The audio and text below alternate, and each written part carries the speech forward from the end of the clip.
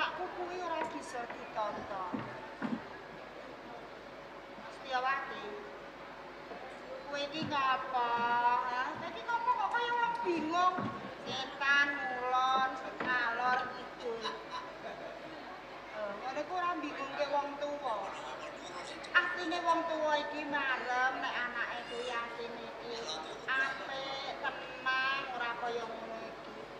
Pirang-pirang dina iki mangan yo ora gelem, turu klisikan. Enak. Setiawati. Linggih sik, atine ditata ben ora bingung. Kowe iki ana apa, ha? Kowe kok ngetan ngulon ngalor ngidul, ora ana sing tok pikir, ora kandha karo simbok. Ana apa jajal? Simbok takon karo kowe. Nak. Iki bingung ya bingung. Nanging aja kaya ngono. Simbok iki takon karo kowe bolak-balik, kok ora tok rasake, ora apa. Ana apa? Ya sampeyan iki mangkot di tak luru kok gak ana. Lah ya. Iki bingung. Kesandung oyot mimang. Ora. Wong simbok iku makakak nok kene, terus nek mau kok malah ora roh.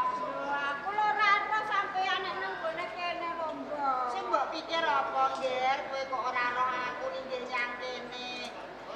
Kok dhisik? Kok iki kok njaba wae iki ana apa? Ngene lho, Nok ya, aku tak kondo karo kowe. Aku tak takon karo kowe. Atimu kok kaya wong bingung iki apa sing tok pikirke? Ora nemu-nemu, ora linggih, ngadeg wae. Mlaku wae ana apa jajal? Pancen aku bingung kok, Mbak. Bingunge iki nggon ngendi, Nger? Aku batik madrim. Apa kok tok pikirke Kakang Badik Madrid? Sini lho, Mbak. Sampeyan tak kandhani. Apa? Iki mau Kakang Batik Madrim iki gawe sayembara. Sayembarane kakangmu piye? Lho sing bisa ngalahke Kakang Batik Madrim kuwi ngono sing bakal dadi bojoku, Mbak. Terus? Ngene bedhekan bae Bedekan karo piye? Piye bedekanmu? Kira-kira Kakang Batik Madrim kuwi menang apa ora, Mbak? Nek kanggoku Badik Madrim kalah. Jalaran ngene. Nek Badik Madrim kuwi menang, ya. Kowe selawase iki ra duwe bojo, kowe seneng nek dadi prawan tuwa, dadi prawan kasem. Nanging nek sayembara, ya, Madrim kuwi kalah. Aku seneng kuwi, kowe iki ben cocok duwe bojo. Golek suwal kok ora ono. Suwal. Lah malah Iki lho, aku sampean ki yo ngono kok. Sampean ki nek tuwa, nek luru-luru takok anake. ya kok suntrut kuwi ono, Bos. Ini ku anak sampean mikirke sayembarane kakange. Mau kok krungu menang Madrid, menang wong suwe ngono mau ceritane apa to? Jalaran ngene nggih.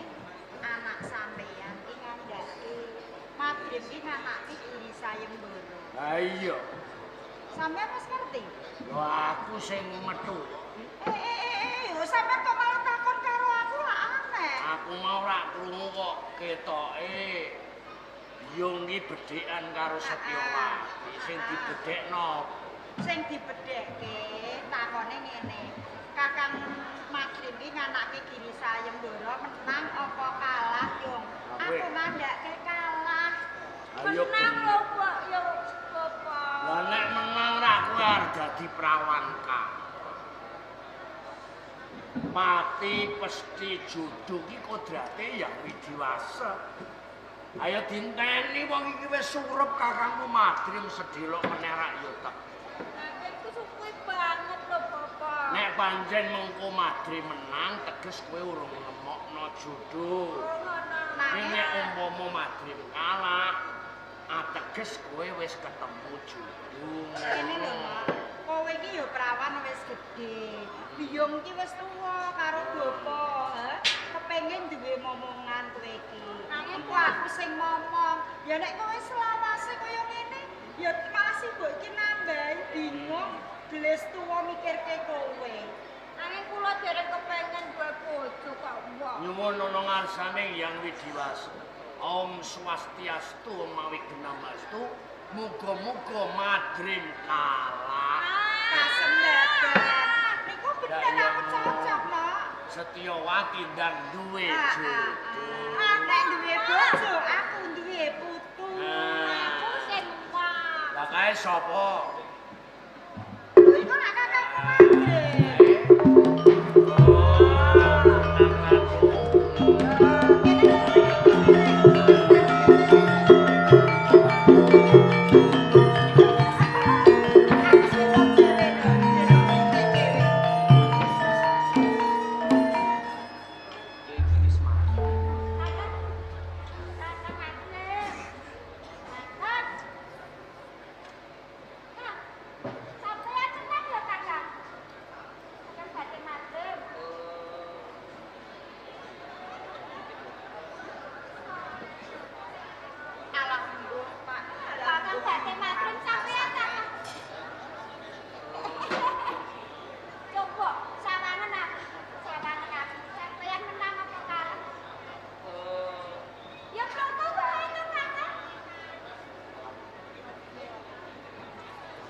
Soko pamujimu madrim kalah.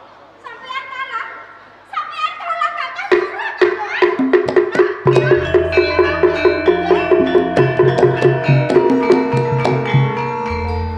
Wong pegelatine ya ngono kuwi biasa.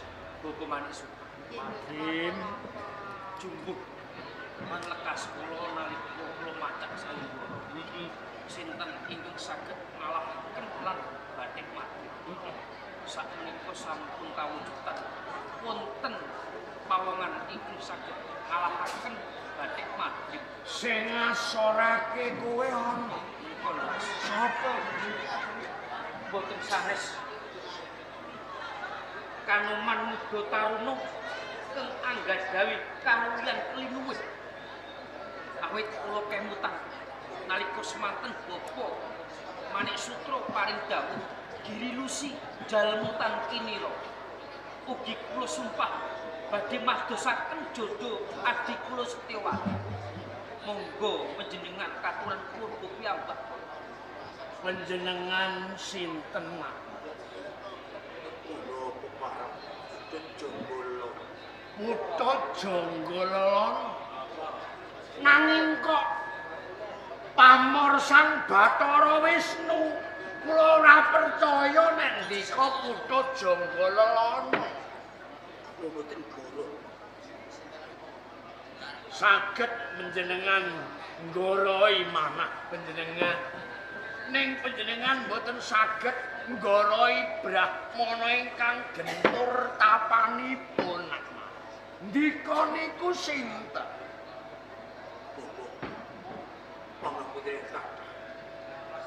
Sejatosipun kula menika pengayoman wonten ing Malopati. Prabu Anglingdar. Maha Prabu Anglingdar.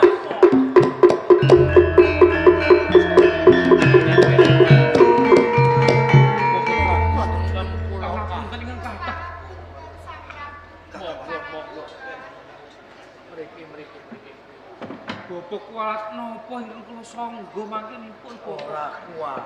Pangapunten lho Bobo. Monggo. Monggo jenengan pinangan. Kowe ngadeg jejeran. Mboten napa-napa. Pangapuntenipun ingkang kathah. Gene Maha Prabu Anglingdarma saking Malowapati nggih pamenang tedhak wonten ing Untarayana namung lebeti saya giri patembayanipun anak kula mati. Saiktosipun patembaya kula umum memerkalih. Estunipun ingkang angka sepisan menapa? Kula Wulandara pados dhateng kadang kula. Putranipun Bibi Sukesi ingkang rikala alit ical saking pangembahan awit wonten prahara ingkang ageng dumadakan kadang kula kual saking gendonganipun Bibi Sukesi ingkang peparap madrim Madrid. Nuwun sewu. Coba. Menapa menika tandane? Loh, Kakang Madrim.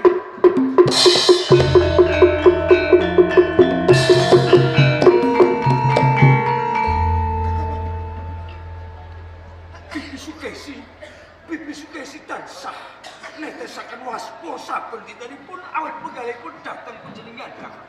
Bapak manik sithik kene nggih jaga kesuma tak ndongeng sedina mau Prabu Angling. Enggak Sinun Prabu. Geger mamenang kalih dosa kalih warsa kepengker. Rikala melu supatmo titisipun nerbita kawaca kapupu dhateng Sinuwun Prabu Sri Aji Jayabaya ing Mamenang. Sasampunipun Sri Aji Jayabaya mulut ing Kasedan Jati miterang kabar bilih Meru Supatmo badhe ngrudha paripeksa dhateng Pramesti miwah Sukesi. Sukesi putranipun Harya Suksara, Dewi Pramesti putranipun Sinuwun Prabu Sri Aji Jayabaya.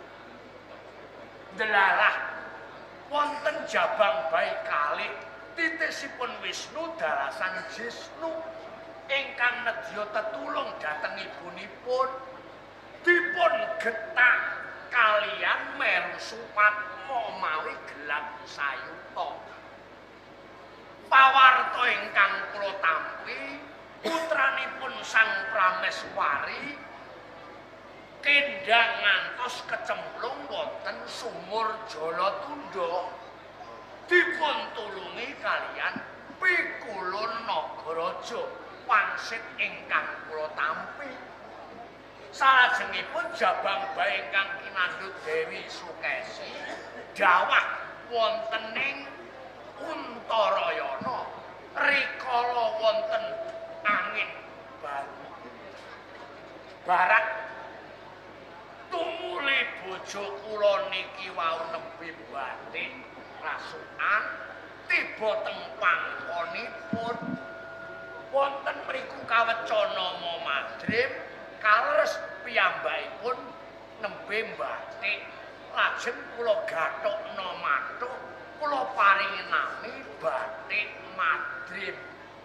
Putut jangga kesuma niku akon-akon. Estunipun menawi menika putranipun Gusti Putri Sukesi.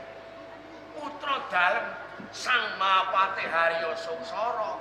Mila panjen wisihipun Jawata Madrim kerjak turun ing Mamenang Kediri nggih. Yen ngaten Bapak Maringsu. Menika leres Kakang Madrim. Oleh putrane Gusti Putri Sukesi nggih.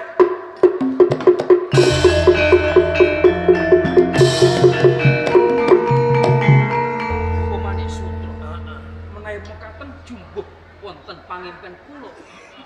Wonten wanita ingkang rikmanipun dawa sanget. Iya. Kanthi tembung kowe anakku dados ibu kula Sukesi kalebet wonten ing Mamenang. Traing kesuma rembesing madu titis sing andana warik. Kowe diupakara biyungmu 22 taun jangkepe iki selawetan. Nanging Indri, Biyung senajan kowe kuwi ora anake biyung dhewe. Nanging aku tresna karo kowe mati. semanten ugi kula. Biyung Aja nganti kowe ninggalke aku yo nggih. Bapak Manik Sutra. Nggih, nggih. Nalika kula alit ngantos dewasa bodho panjenengan pinteraken. Satemah sakmenika Bathik Madrim dados satriya ingkang utama ateges boten nate nerak ing garising bebener. Iya. Pinten-pinten kanugrahan ingkang sampun kula tampi kula direksa diupakara kelawan Bapa Manik Sutra lan Biyo. Bapa lan Biyo mung nuruti wisi ing Jawata kang akarya. Matur nuwun Bapa Manik Sutra. Pak Mas, Mau Prabu kula titip dhateng Madrim namung wangsul keng perkawis ingkang nomor setunggal. Dipun rantos sawetawis Sinun Prabu Angling Dadi. Rene. Setyawati. Setyawati. Iki aku sing ngarepe kowe. Nyedak orene Setyawati. Pangapunten, amin.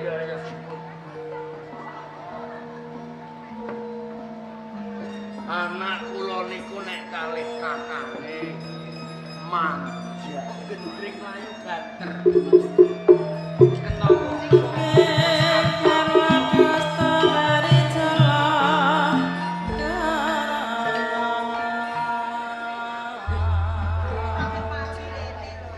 Ora usah sedih. Ora usah susah. Sing mupu patembayane Masmu. Kakangmu Batik Madrim titising Sang Bathara Wisnu Ratu ana ing Malawapati Maha Prabu Angling Dharma. Bejo kowe iki anake mbokmu lehku gawe ning Sorwatu kok nemu anak ra. Lah sampeyan iki aja ngetokne sing kaya ngono. Lah uripe ning gunung ra. Nggih, nanging bocah isih Apa? Jumbuh sayembara kula ingkang saged ngalahake Batik Madrim saksarhanipun adi kula Setyawati. Nah, Sakmenika Setyawati badhe kula pasrahaken dhateng Sinun Prabu Angling Dadi. Sinuwun Prabu monggo badhe dipun kersakaken dos pundi napa dipun boyo. Setyawati. Tresnaku untuk juara silang. Awit aku kang bisa ngalahke kadangmu mampu. Kula kang menang boyong silang. Aja njegadul to, mesem sithik ngono. Kowe nek nesuwi malah elek. Mesem kene didangu. Satuhune aku ki ora wong tidak pejarakan ki. Lah iya terus sing awit aku panguwasa ning Malopati. Moga Prabu Angling Dharma kang bakal ngesaki siramu boyong ning Malopati. Yen ngaten rak badhe dipun boyo. Mekaten Kowe arep diboyo. Nanging Bapak, kula purun menawi kula menika dipun boyo kaliyan Sinun Prabu Angling Dadi. Nanging kula kejabung barengan kaliyan Kakang Batik Madrim. Menawi Kakang Batik Madrim boten nderek kula boten bakal purun. Setyawati ngersakaken Madrim diboyo. Bapak Inggih. Setyawati mboten nyuwun pamon. Kakang Madrim tetep badhe kula Ya boyong. wong teng wingking dhek nesu njabut ora ndungokno Setyawati karo kakangmu. saiki ki bisa ngurus. Kakang Madrim bakal boyong bebarengan parang seram mlebu ning Malopati. Laku bareng, ngono digandeng. Monggo Ayo. monggo gegandengan lan Setyawati Sinun Prabu. Sing ati-ati yo Kirya. Jodohmu iki Sinun Prabu kok. Gandeng karo Kangane kok. Ora usah Madrim. seneng. Bapak Nggih. dalah piye? Nggih, kula Sang Prabu. Kula nyuwun pangapunten ingkang kathah. Awit kapeksa Setyawati badhe kula boyong wonten ing Malopati. Sesarengan dhateng Kakang Mak. Oh nggih, naik kersanipun ngoten nyumandhak. Pasang kalimat tabib. Mulai soal.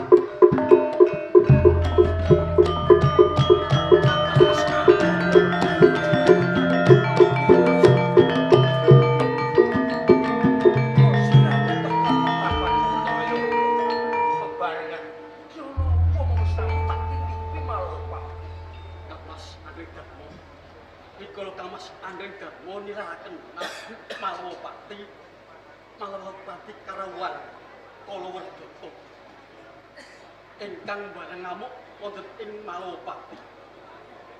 Mahakapara Eyang Haryo Sengsara sakmangke dados kurban gugur wonten ing Medan Logo. Eyang Haryo Sengsara Gusti Patih. Eyang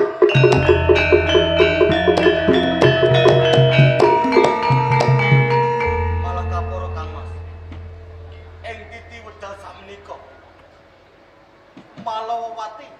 panguwasa meniku dipun direbut kalian Kalawerdata Kang Mas. Malawapati dijeki Kalawerdata. Sunan Prabu, boten ketang kados pundi. Kula turasipun wonten ing Malawapati. Menawi katitik sakmenika Malawapati dipun jeki peranganipun tiyang ingkang boten tanggung jawab. Saya sampun nyidani Eyang Haryo Seksara. Kula sumpah alit gedhenipun kula kepengin mejahi tiang-tiang Kalawerdata.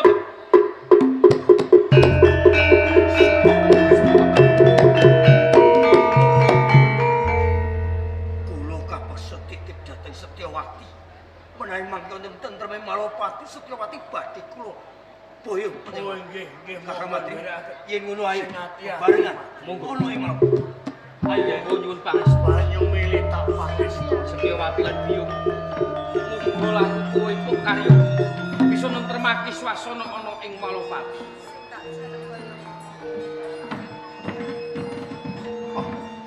Nderekaken Sugeng. Nderekaken Nak Mas. Salen aja ngisini-sini. Jarek kuwi wis tak ompoli. Kok sampean sekali ini Setyawati Kok sampean sing ngomong? Ya ben mesem kan mau maaf ya begaduh. kelakuane kaya ngono saiki ayo tak dadani sing apik kowe iki wis Kula boten suka ngomong.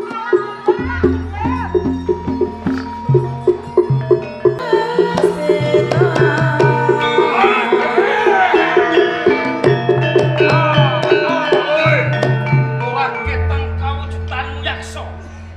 Nanging wis gawe geger ana ing Malawapati. Yen pancen kowe kaprungu panantangku, iki adep bojo.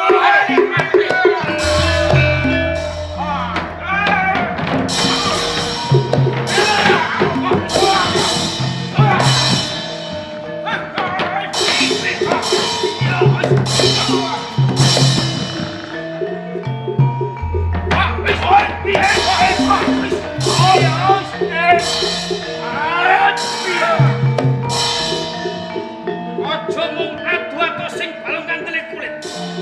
Suntakan kanuraganmu. Iki gajane batek mati.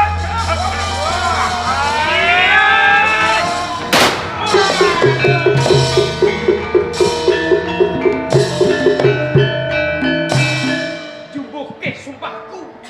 Nalika ana ngersane Sunan Prabu Maha Kindar. Tak kisas wong sing tanggung jawab perangane sing nyedani Eyang Haryo Seksara. Sinon Prabu